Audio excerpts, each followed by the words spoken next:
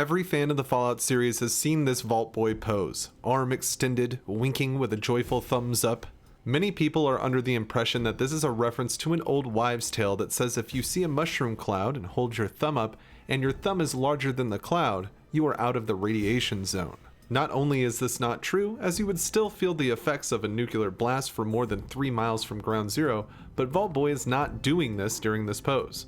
One of the Fallout series creators and Wasteland series lead, Brian Fargo, has confirmed this in a tweet saying, "The Vault Boy simply has a positive attitude."